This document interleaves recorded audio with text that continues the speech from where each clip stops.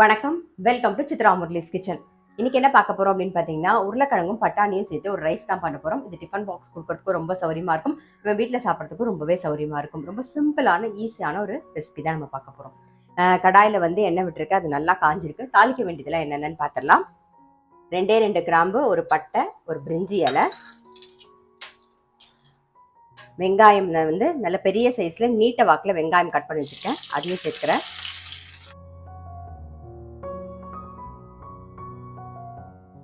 வெங்காயம் வதங்கட்டும். அப்புறம் வந்து இஞ்சி வந்து ஒரு அரை இஞ்சி, ஒரு 4 பல்லு பூண்டு, பச்சை மிளகா ஒரு 2 பச்சை மிளகாய். காரத்துக்கு பச்சை மிளகாய் போட்டிருக்கேன், அதாவது வரமிளகா பொடியும் தான் சேர்க்க போகிறேன்.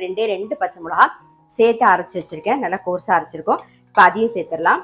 நான் இஞ்சி பூண்டோட பச்சை வாசனை போக நல்லா வதங்கினாதான் வந்து ரைஸ் வந்து நல்லாயிருக்கும். ஸோ அதனால் இது கொஞ்சம் நல்லா வதங்கட்டும்.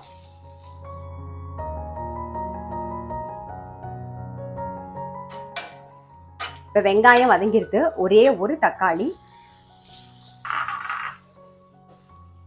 இந்த தக்காளி கூட கொஞ்சம் மஞ்சள் பொடி சேர்த்துக்கலாம். அப்புறம் உப்பு, கொஞ்சம் வதங்கட்டும் தக்காளி.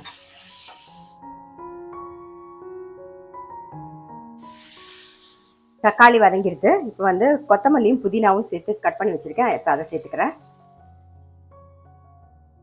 ஜஸ்ட் ஒரு மிக்ஸ் பண்ணிடுவோம். இது கூடவே வந்து பட்டாணியும் சேர்த்துடலாம். ஒரு கைப்பிடி பட்டாணி, ஒரே ஒரு நல்ல பெரிய சைஸ்ல ஒரே ஒரு உருளைக்கிழங்கு தோலெல்லாம் சீவிட்டு கட் பண்ணி வச்சிருக்கேன், இப்போ அதையும் சேர்த்துக்கிறேன்.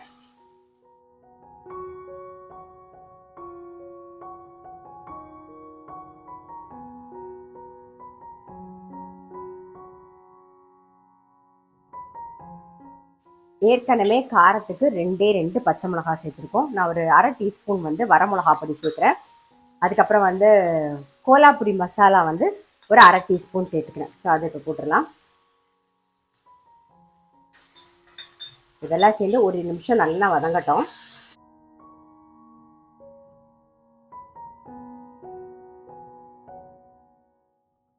சீரக சம்பா அரிசி வந்து நல்லா ஒரு கப்பு சீரக சம்பா அரிசி எடுத்து ஒரு 20 நிமிஷம் வாஷ் பண்ணிட்டு ஒரு 20 நிமிஷம் ஊற வச்சு தண்ணியெல்லாம் வடிய விட்டு எடுத்து வச்சிருக்கேன்.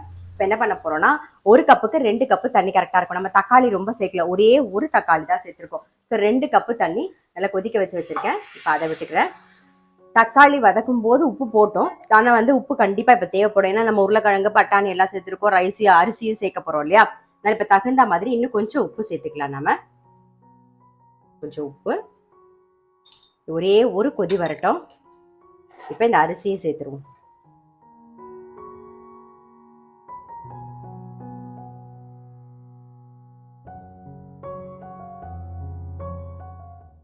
நல்லா கொதிச்செடுத்து சிம்ல வச்சு மூடி வச்சிடலாம்.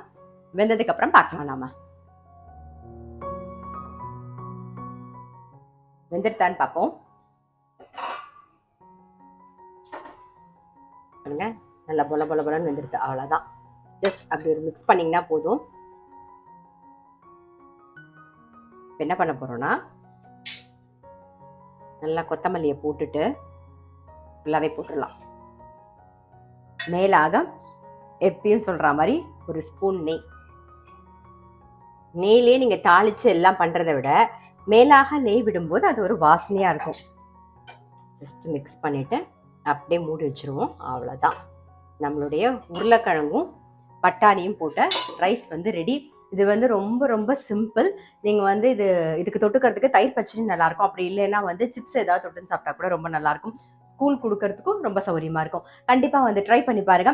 இந்த கோலாபுரி மசாலா வந்து மில் ஹவுஸில் கிடைக்குது. நான் உங்களோட நம்பர் வந்து டிஸ்கிரிப்ஷன் பாக்ஸில் உங்களுக்கு கொடுக்குறேன். வேணுங்கிறவங்க காண்டாக்ட் பண்ணி வாங்கிக்கலாம்.